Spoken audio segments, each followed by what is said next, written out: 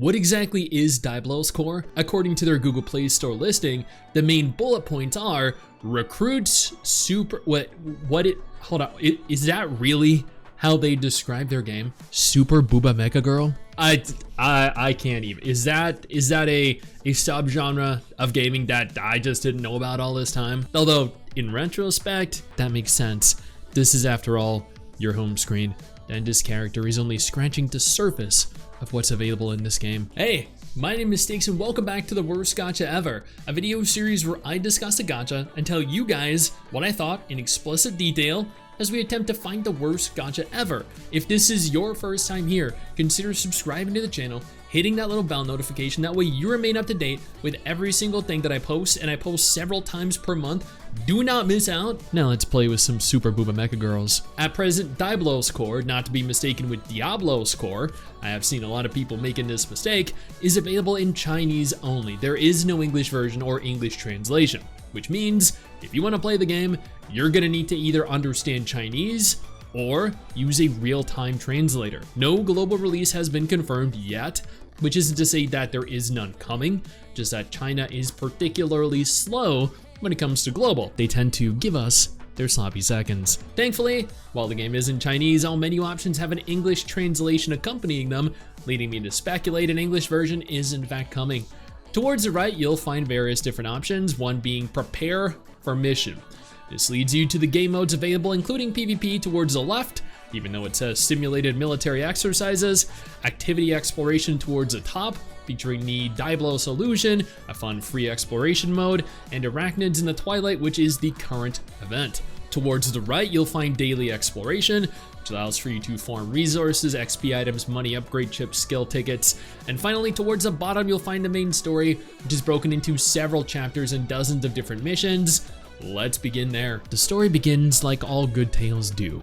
You're laying there, eyes closed, minding your own business, relaxing, listening to Tsuyu's new single, Runaway, which was incredible, by the way, damn. She absolutely killed it with that song. When suddenly, out of nowhere, a giant alien asteroid comes flying down from the sky and blows up several miles in every direction. Wondering what the commotion was about, you open your eyes to this silver-haired lady holding her hand out trying to help you up. But as a self-proclaimed strong, independent man who don't need no woman to help him up, I went ahead and stood myself up. I was introduced to Katya, not the Katya that I'm used to, also totally not Kalstit, who taught me all about the aliens that are now invading our world. I was looking very respectfully as she explained the importance of what was transpiring. I then met Prometheus, who wait, why am I in a perpetual state of lying down? Has anyone else noticed that? Am I allergic to standing? We were tasked with recruiting an elite team of Super Booba Mecha Girls to save mankind and bring the enemy force to their knees instead of bringing the Mecha Girls to theirs, which we've all seen more than enough adult anime to note that that happens all too often. And we're thrown right into Chapter 0, which acts essentially as a prelude. You begin by selecting 5 characters you own, with 1 support character from another player, and then you have your task force beat the enemies up, beat them up. They pound them harder than a McDonald's worker pounds his meat into a thick, juicy beef patty. This game is turn-based. You select from a number of different abilities down the bottom right, and then you choose your target or targets, as some of the abilities are AoEs. Abilities vary in power and utility, with each character possessing a unique ultimate ability that can have a drastic effect on the course of the encounter. Enemies then take their turn, and this kind of goes back and forth. I want to say that the combat is deep and thought-provoking, but this is the bulk of the combat. On the surface, it is very easy, not at all complicated, and that is how it remains. There was not a single point where I felt overwhelmed by battles, by the story or features, which was a little surprising given the language barrier. Each chapter has several mini-chapters. Every mini-chapter has a number of missions, all consisting of battles, and all battles lasting 2 waves. You have the filler wave, which is typically a few normal enemies, and you have the real wave, which is the same thing, but with a slightly more powerful enemy added. Disregarding Chapter 0, Chapter 1 took me over 5 hours to clear, with several dozen missions to overcome, which is where I first began to notice something. The combat and the missions were kind of boring me. Enemies, environments, everything was reused. So much of the game felt the same. there was little to no variety. Enemies use the same abilities, my characters would use the same abilities. And don't get me wrong, I do understand the importance of having chapter-specific enemies. I think that's a great idea. However, when you spend 5 hours in the same zone fighting what is essentially the same handful of enemies, you begin to grow a little wary of them. This is further compounded by the significant number of missions that you're going to be required to finish in repetition. Thankfully, there are a multitude of content types that comprise the game: story, combat, side activities, mini-games. Daiblos Core's story segments last maybe 20 seconds each. There's very little conveyed, and typically I'm a proponent of condensed, concise stories. However, there is a stark contrast between what is a good story told in a few words and a few words said in an attempt to make something of a story. At first glance, you might think the language barrier is an issue. On the contrary, it just made it take a few seconds longer to use a translate app on my phone. The story in this game is almost non-existent. It's a small add-on to what is otherwise disguised as an idle game because, oh, and I guess I did forget to note this earlier, while you can manually control what abilities your heroes use, you can also completely auto all of it. Not only is the story skip-worthy, but the combat requires zero physical interaction from you as a player, which is not bad. Auto combat in a lot of instances does work great, but it's just another instance where something of worth could have been implemented to provide more depth, to provide more complexity, but they opted to cheap out, and this is the result. Back at the daily exploration, since we're done with the main focus of the game now, you'll find several different modes to grind for resources. Like always, these cost stamina, otherwise you could run them infinitely, which would make no sense. While you can auto-clear these in a type of sweep, you have 6 chances per day to increase the bonuses that you acquire for completion, which is a great incentive to consume stamina here as opposed to elsewhere. There are increasing difficulties as you continue to level your account that likely reward you more powerful forms of resource. A gear system is semi-present. You don't farm gear in the traditional sense, and so that there is something akin to a chest piece, a leg piece, or a weapon rather. You farm a type of chip that you equip, functioning similarly to relics or artifacts or echoes in Wuthering Waves, Star Rail, or Genshin. You equip parts of a set, increasing the power of the gear.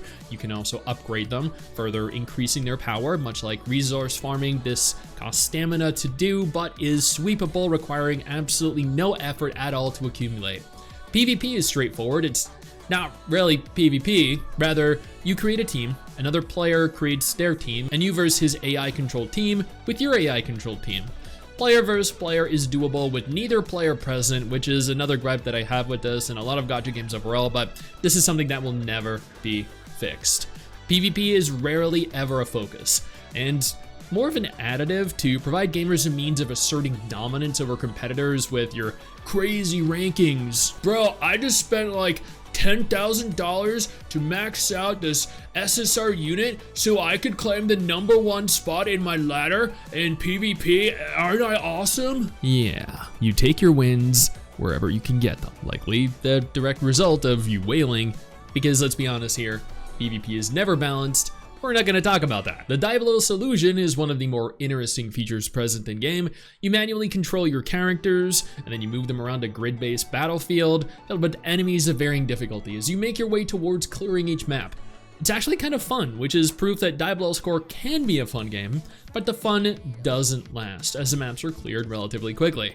Your goal is merely to make it to the exit while eliminating enemies that are coming for you like you have a 75% off discount slapped on your back. The events are more of the same, poorly told stories, repetitious battles. However, like all gacha games, it is imperative that you engage in the content to attain all of the currency and rewards that it will provide. Missing out on events makes me produce deep, manly tears. I'm sure you can all relate. So many missed chances at the hot waifus, man. Speaking of, let's talk about the characters. There is quite a diverse cast of characters present, all females, and each one of them comes in different shapes and sizes.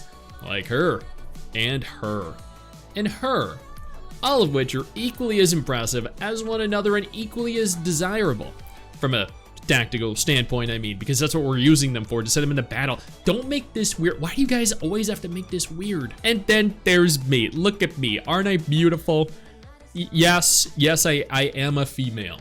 After seeing the male option, I thought it was time to live out my fantasy of being a cute girl. So I took off my pants. Wait, who are we kidding? I never wear pants. And then I put on a skirt, cause hell yeah. Once again, I'm a goddamn independent man, and I can do what the hell I want. Okay, in retrospect, now I'm a grown-ass independent woman. As you can tell by my entrancing effeminate voice, ara ara ooh. From the character's screen, you'll notice that there are a variety of different features. You can level your character, making them more powerful. You can equip different pieces of gear, upgrade skills, check character infatuation levels. They each have both 2D and live 2D models, including the option for outfits. And the outfits, oh my god, they are where this game truly shines. Like, look at this. And this. These are absolutely legendary. Arguably the most cultured costumes you'll find in a gacha game by far. Wait, what are those pixels on screen there obscuring the characters? You know what? Let me see if I can fix that real quick. Did that work? No, that doesn't look like it worked. What the? I mean, oh well.